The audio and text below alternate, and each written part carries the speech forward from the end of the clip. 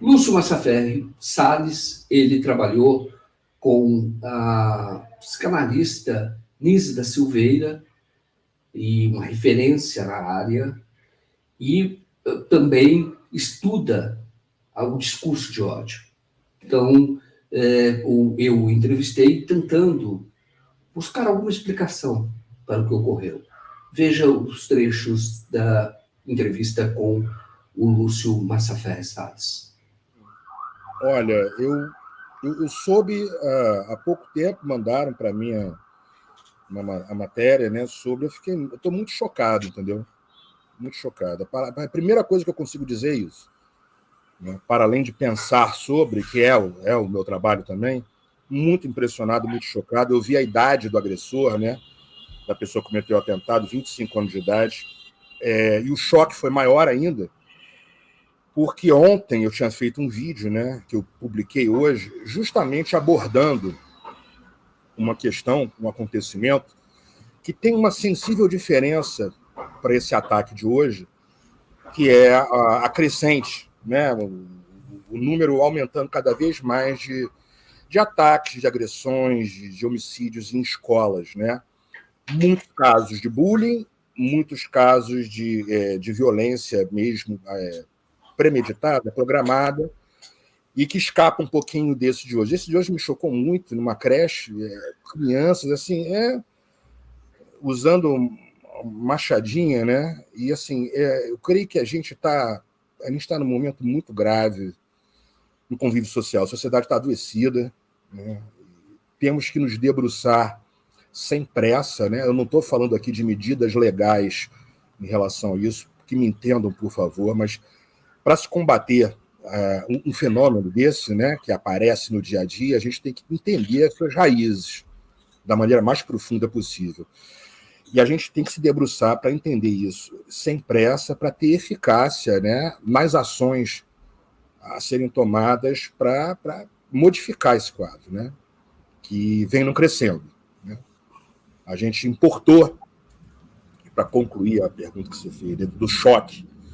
Né? Nesse vídeo que eu estou falando, eu usei até uns trechos do Augusto Boal, teatrólogo, né, que ele tem uma abordagem muito interessante, visto que eu estudo isso também, da questão que ele fala da invasão dos cérebros, né? Uma questão que diz respeito a uma certa colonização cultural. Hoje a gente tem a colonização digital, né, com essa avalanche das mídias e hipermídias chegando, né, nesse universo de hiperconectivo. Então, as linguagens estão muito amplificadas na grande rede, entendeu? Eu acho que isso agrava o problema, porque pega, Joaquim, também. Veja só, aí eu não vou me referir a esse caso hoje, que, pelo que eu li há pouco, um adulto, né, 25 anos de idade e tal, cometeu os homicídios, mas jovens como outro dia, houve um de 13 anos de idade que jogou uma bomba, teve outro com faca, né, matou uma professora e tal. Para a gente também ter um olhar, poder ter um olhar na questão do equilíbrio psíquico. Eu acho que, no caso das escolas, e não está referido a esse ataque de hoje, pelo que eu li, não tem nada, é uma creche, mas no caso das escolas, da violência, nas escolas no geral, que está sendo alvo isso, eu acho que a gente tem que lançar um olhar para a questão da saúde também, mental, para fechar essa observação. Vou dar um exemplo prático. No Rio de Janeiro, por exemplo, a gente não tem profissionais de carreira, mais com psicólogos trabalhando na rede. Não tem. Estava conversando outro dia com um grupo de docentes lá no CIEP que eu dou aula, o deputado Serafini estava lá, e a gente falando, não temos. Isso é um trabalho a médio e longo prazo, né? Psicólogo numa escola, e não é polícia. Não se trata de fazer uma abordagem alopática, eu gosto de usar essa expressão em analogia à medicina, né, que você vai combater a febre reduzindo a febre. Não, você tem que entender qual é o problema. O que está acontecendo, né? Que envolve o último governo, né, com estímulo à violência extrema, evidente que envolve, mas eu creio que não é só isso. Né? Eu acho que tem vários ingredientes aí que talvez até um pouco mais de uma década a gente tem que lançar um olhar para tentar compreender isso, para poder agir. Entendeu? Nós importamos modelos extremamente distorcidos e violentos da nossa cultura de entretenimento, heróis, né? Quantos Rambos, séries, cinema, e isso é absorvido ao longo de décadas. Pais, né? Os responsáveis por pessoas que hoje em dia já estão crescidas, mas foram crianças, né? Absorveram isso durante muito tempo. Eu, e não só eu, o Boal e outros, chamamos isso de colonização cultural, né? Que sobrepõe ao que deveria ser uma valorização da nossa cultura aqui, popular, para barrar isso, né? E a gente absorveu muito isso. Pontualmente, o que eu quero dizer? Eu receio muito que a gente esteja assistindo, né, literalmente a importação desse tipo de personagem muito adoecido, ou sabe-se lá o porquê, a gente tem que saber a motivação como foi, aí, né, as autoridades vão saber, que a gente via muito nos Estados Unidos da América, por exemplo, né? Atiradores solitários subindo em alto de prédio, ataques, massacres em escolas, né? Lá foi ventilado, eu me lembro que teve um ataque desse, que tem que armar os professores, que não se pense um absurdo desse aqui, né? Que isso não é solução para nada. Como eu falei, a gente não pode pensar alopaticamente. Então, a disseminação do caos nas redes sociais, não vou dizer que essa é a causa, porque não é, mas isso amplifica, né?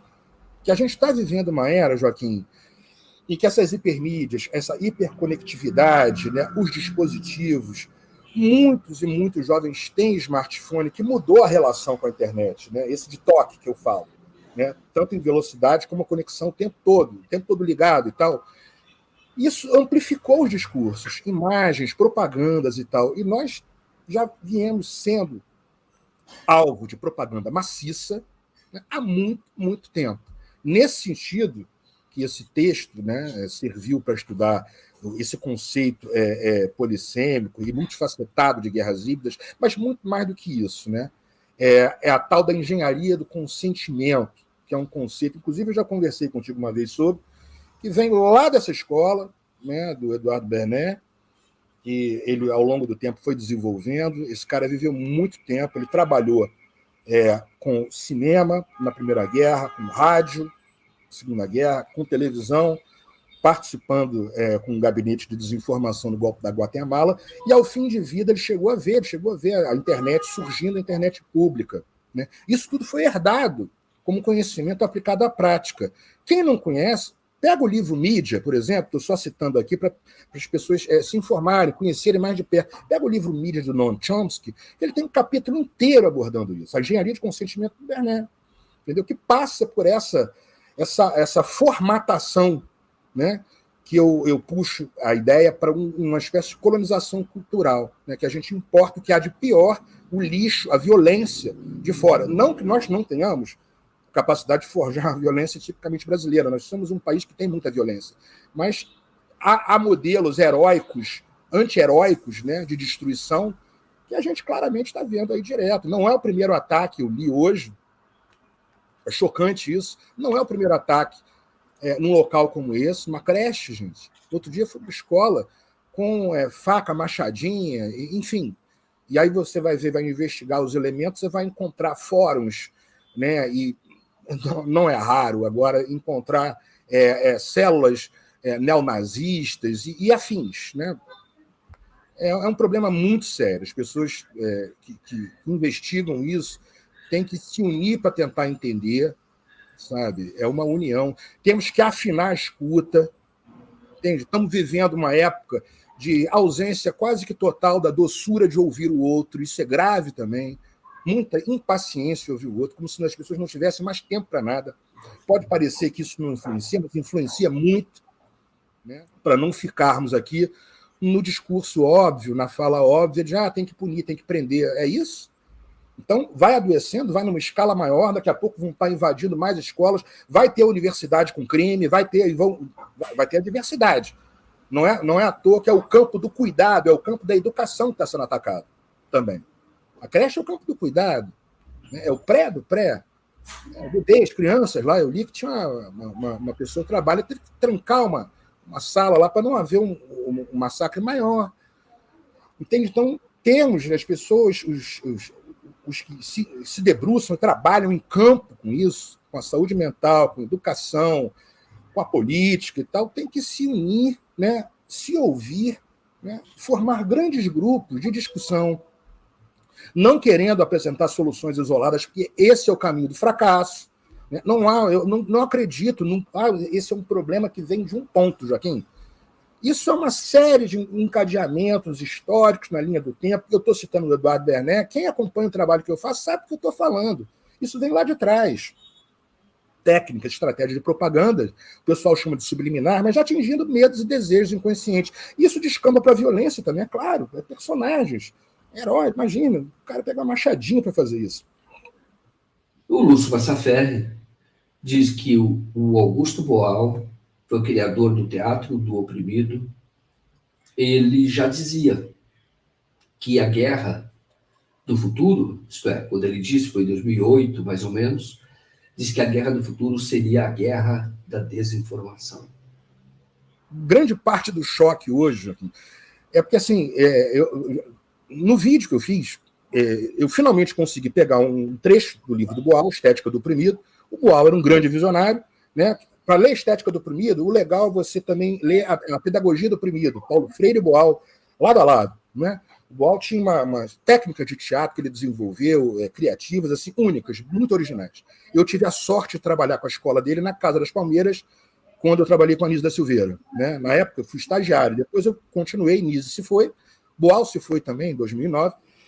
O Boal, nesse livro, e eu botei isso no vídeo, aproximando com as escolas, ele vai falar, ele chama de invasão de cérebros. É muitíssimo interessante, porque ele vai apontar o que eu estou chamando aqui de colonização cultural, exatamente isso. Como que a indústria de entretenimento cultural, ao longo de décadas, né, ela foi se entranhando, impregnando, né, ela foi contaminando, né, o imaginário, a mente, a população é obrigada a consumir, inclusive em grandes emissoras de TV, nos formatos de novela, né, o herói, o vilão, o bom, né, geralmente forte, poderoso, deve ser admirado, e do outro lado, o oprimido mais fraco e tal, bem caricaturado, né? Muito fácil o espectador se decidir pelo que é bom e o que não é, uma coisa muito elementar, forjada. E ele vai apontar isso, inclusive em quadrinhos, em novelas, em séries de TV, esses filmes extremamente violentos, esses anti-heróis, né? Classicamente, a gente... Não é nenhuma novidade, a gente vê Batman, por exemplo, o Justiceiro, mas ele aponta uns que eu nunca tinha me ligado, né? O Mandrake, por exemplo, eu nunca li, eu li uma, duas vezes, mas que é a figura do colonizador, o príncipe nascido, e tem o Lothar, um rei africano que vai trabalhar, vai ser servo dele e tal. E ele vai dizendo, eu estou fazendo um recorte, tá, Joaquim? Ele vai mostrar como que essa indústria, né, que nós somos altamente influenciados, né, por essa cultura, como que isso foi tomando conta. Né? E agora eu entendo que talvez nós estejamos também com um incentivo interno, com tudo que aconteceu aqui, né? Eu me refiro aqui, parênteses, o golpe, tá? Mas estamos vivendo um refluxo, uma espécie de refluxo disso. De tanto ingerir porcaria, de tanto botar para dentro modelo de violência, né? Esses anti-heróis, essa máquina de dominação, né? De anulação cultural da cultura brasileira, nós agora estamos vendo o que o Boal chama no livro. Atenção, Joaquim, o Boal chama... 2008 foi publicado esse livro. Ele elaborou isso bem antes. Ele fala, a guerra do futuro, lá atrás, será a guerra da desinformação. Ele diz isso.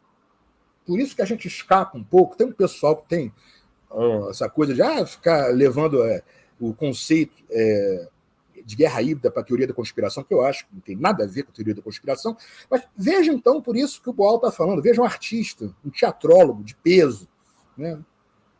Falando da guerra da desinformação, baseado justamente nisso. Né?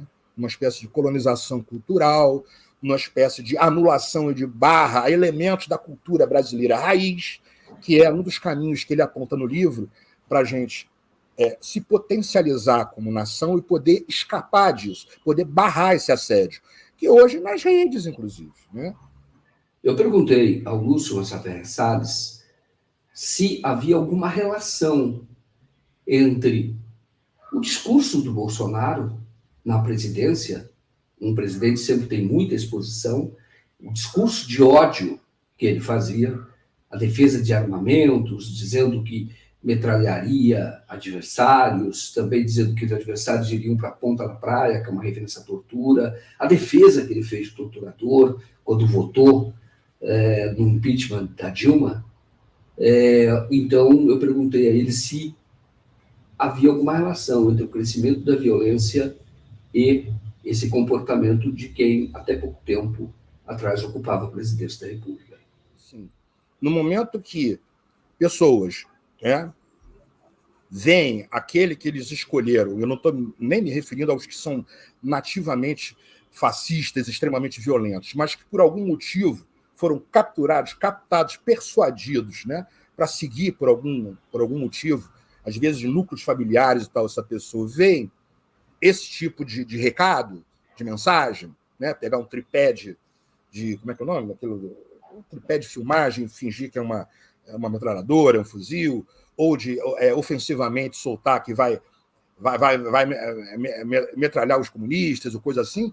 Isso é um incentivo, seguramente. Isso é um incentivo. Mas, creio, sem a pretensão de estar com a dono da razão, que, por mais que haja um incentivo, há um trabalho muito forte de base, baseado em propaganda política subliminar, vamos usar essa palavra,